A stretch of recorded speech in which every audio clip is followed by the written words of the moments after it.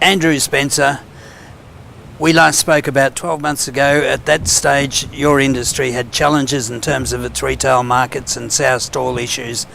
What's changed in the past 12 months? Yes, Mike, it's a lot of interesting things happening in the industry. Of course, we made a commitment a couple of years ago that we were going to work in a way that we believe was more in tune with what our consumers expected, and that was to withdraw from the use of what's called sow stalls. And we're monitoring how we're going with that initiative, and we tested where we were at about August, September last year, and it told us that already in less than 2 years, our industry is now 55% can be aggression, not unlike humans. sow stall You get a group of people together, So there we will always consider be a that to be dominant an one amazing and some achievement people in in the a very middle. short time. And with The that dominant, pig lots of producers money have really invested taken in that research initiative by the throat. in both It's been helped, grower, of course, weaner with and some also of the sows standards and how for best to retailers house the and what they sows. expect for the product And on their a shelves. lot of that development But I think it really is shows our ongoing, industry has been one of and the people will most adapt to progressive that pork industries research in the world. by It's the only implementing changes industry as the that's research done gets something validated. at that level on a And voluntary for basis. example, So this that's given us situation hasn't a been lot in of here for 30 years, a lot even of though this piggery is 30 impetus years with old. our marketing of our product and making Australian pork something different to just ordinary pork. And you know we compete with a lot of imported product in our market, and we're trying to say to our consumers, look for Australian pork. It's grown differently. It's grown more in the way you'd like it to be grown, and substitute us for the imported ham and bacon that you're consuming at the moment. So I noticed that recently Coles announced that all pork and bacon products sold in its store, its home brand products, would be sow stall free. So already at that stage the industry was over 50% in that category of being sow stall free. So to your mind, was that much ado about nothing, or? No, I think Coles and the other major retailers have played a role very much in driving that shift away from sow stalls. They've been helping our industry initiative to be successful. Of course, Coles' announcement means their product is from the 1st of January 100% sow stall free. The industry is not quite there, we're about 55.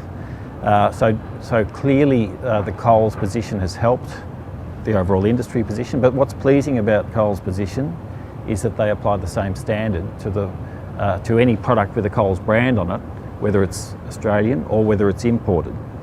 So having those same standards apply means that we're not disadvantaged in the market on supermarket shelves.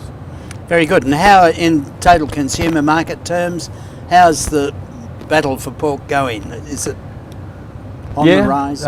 We're still competing heavily with our imports, as I mentioned. Over the medium-term trend is still increasing consumption of pork, especially fresh pork. Processed pork, ham and bacon mainly, is relatively flat, and as I say, that's still dominated by the imported products. We're looking at the moment at our prices slowly increasing, and that's despite there being pretty regular demand, in fact probably increasing volumes for the market. So seeing prices increase in that environment is really positive for us. So things are looking relatively good for our producers. Of course, grain prices are higher than they are traditionally right now, and the pig prices need to go up to compensate for that, and that's where we hope they end up. So the number of producers in Australia producing homegrown pork for homegrown consumption, what's the trend in numbers? Well, our number of producers has been trending down since the 1960s, when we used to be one piggery per dairy sort of thing, and of course we're no longer associated that closely with the dairy industry. We used to have 50,000 producers in those days. Today, serious pork producers, we've probably got in the 300 to 400 range. Anyone with pigs, you're really up to about 1,500. That number continues to go down. I think there's a trend we shared with our European colleagues that they say every 10 years the number of their producers halves, more or less, and that's something we've seen happen here over many years, and that trend continues. Pig production and efficiency is highly dependent on scale, and that's really that driver that's seeing our number of producers decrease over time. So is that trend also putting pressure on your R&D effort?